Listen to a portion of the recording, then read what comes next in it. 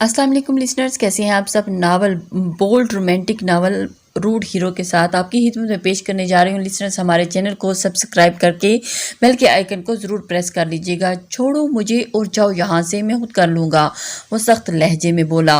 मगर नहीं सुनना, मैंने आगे ही बहुत गुस्से में हूँ और ऐसा ना हो कि तुम पर निकाल दूँ। अब जाओ यहाँ से।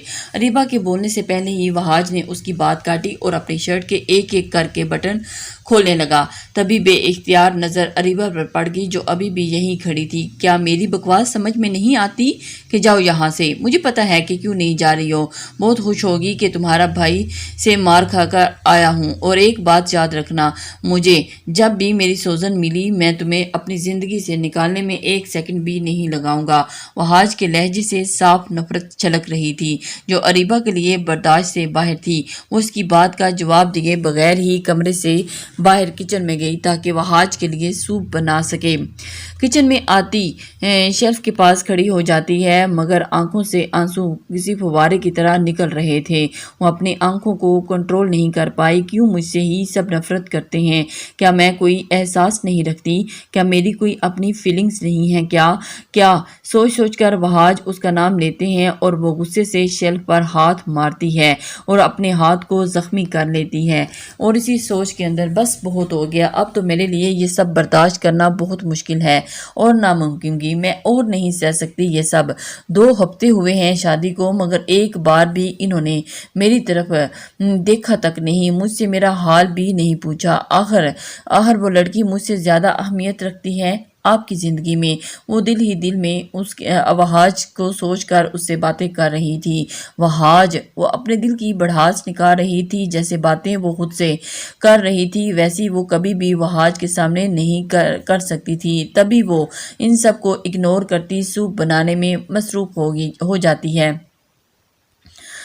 अरीबा वहाज के लिए सूप बनाकर ठीक 10 मिनट के बाद अब वो सूप तैयार कर चुकी थी और वो उसे ट्रे में रखती किचन से बाहर निकली और सीधा अपने कमरे की जानिब चली गई, जहाँ पर वहाज पागल लड़की डर डोर ना कर नहीं आ सकती। वहाँ जो अभी भी बात से फ्रेश होकर निकला था, सामने अरीबा को देखकर उसे यहाँ से जाने को कहता है, क्योंकि उसने अभी सिर्फ एक टावल ही से खुद को ढांपा हुआ था, जो उसके लिए शर्म का बायस था और वो उसके सामने इस हालत में नहीं आ सकता था। मैं तो आपके लिए सूप लाई थी, मगर आप यहाँ इस हालत में इस तरह से घूम रहे हैं जैसे कोई पार्क में सैर करने आए हैं। आपको नहीं पता कि इस कमरे में एक रद्द बीवी भी रहती है और आपकी बीवी भी रहती है और आपको थोड़ा ख्याल करना चाहिए। वो इसे ही बातें सुना रही थी जो शायद वहाज को गुस्सा दिलागी। क्या मतलब है तुम्हारा? मुझे शौक है ये सब करने का। वो तो तुम बगैर नॉक किए आ गई थी इसलिए, नहीं तो वो अपने टावल को मजबूती से पकड़ता है। और आप भी कैसी बातें करते हैं भला? अपने कमरे में ही आने के लिए मुझे रोक रहे हैं, मुझे मना कर रहे हैं, डोर नॉक करना होगा? बिल्कुल भी नहीं, मगर खैर आप ये कपड़े जाकर पहन लें और मैं आपके लिए सूप लाई हूँ, जल्दी से। अरीबा अपने हाथ में मौजूद सूप का ट्रे मेज़ पर रखती है और फिर बेड पर बड़े कपड़े वहाज को देने की गर्ज से उसके पास आती है, मगर उसकी कमर पर चोट के निशान देख चुप हो जाती है।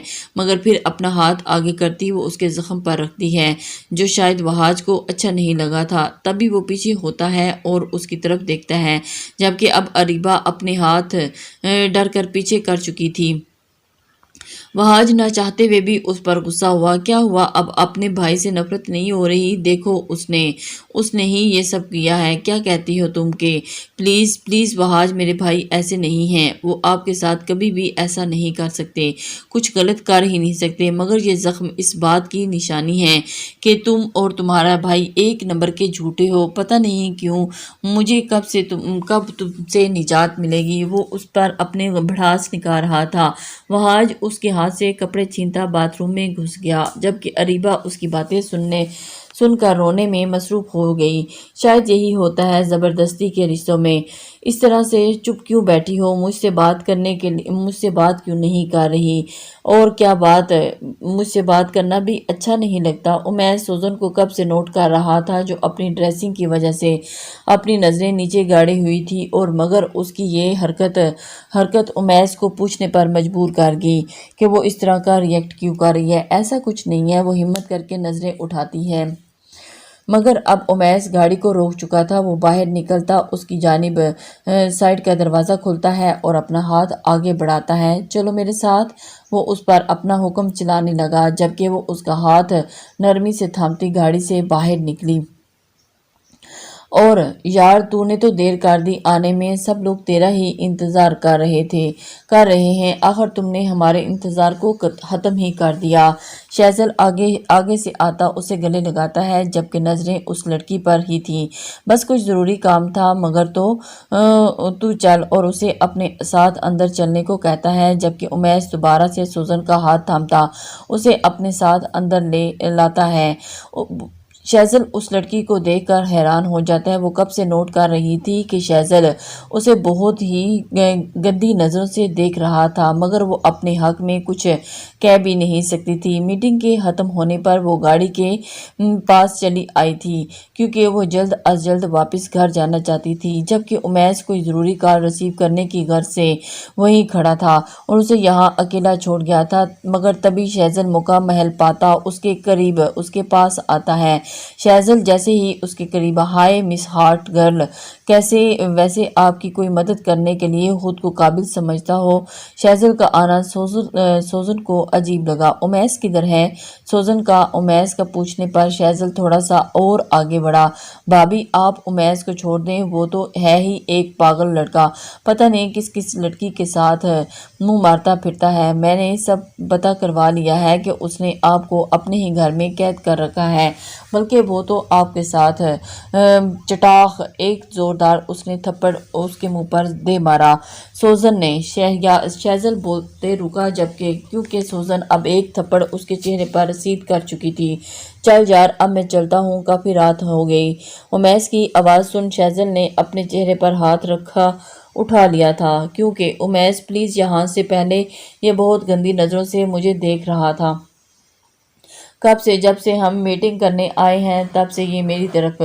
سوزن امیس کے آ جانے پر فوراً اس کے پاس آ جاتی ہے اور اس کے سینے سے جا لگی۔ شاید وہ اس کی پناہ میں آنا چاہتی تھی، اسی وجہ سے اس نے اس کے آتے ہی اس کے سینے سے جا لگی۔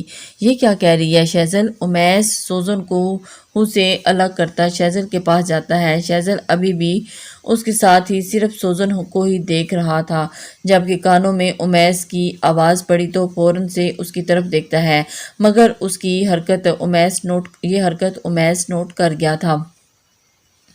کیا دیکھ رہا ہے ادھر؟ امیس نے بہت غصے سے کہا، جبکہ کیا ہو گیا ہے یار؟ بس بھابی کو ہی دیکھا ہے، اور ویسے بھی اگر تو اپنی بیوی کو ان کپڑوں میں یہاں لائے گا تو ہر کوئی ایسے ہی دیکھے گا نا، ورنہ اپنی بیوی کو گھر میں رکھ، ہم جیسوں کی نیت خراب ہو جائے گی۔ ہم بچانے کے لیے شیزل چلتے ہوئے سوزن کے پاس آتا ہے، جبکہ امیس غصے سے باہر ہو جاتا ہے۔ اور میں ٹھیک کہہ رہا ہوں نا؟ ویسے آپ لگ بہت ہارٹ رہی ہیں، قسم سے مس سوزن وہ اس کا نام کو لمبا کر کے بولتا ہے۔ شیزل کی بات سن کر امیس کا تو مانو میٹر ہی گھوم گیا تھا۔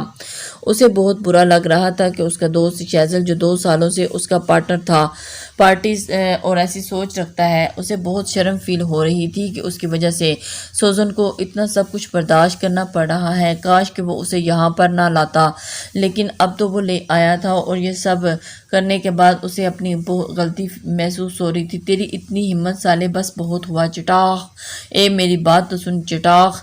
شیزل آگے سے کچھ بھی بولنے لگتا تو امیس اسے تھپڑ دے مارتا، اور اس نے زوردار اس کے منہ پر ایک پے در پے 2-3 تھپڑ مارے۔ بس کر دو امیس، تم پاگل ہو گئے ہو کیا؟ وہ مر جائے گا۔ امیس نے اس قدر مکوں کی برسات کی تھی کہ اس کا چہرہ خون سے بھر گیا تھا۔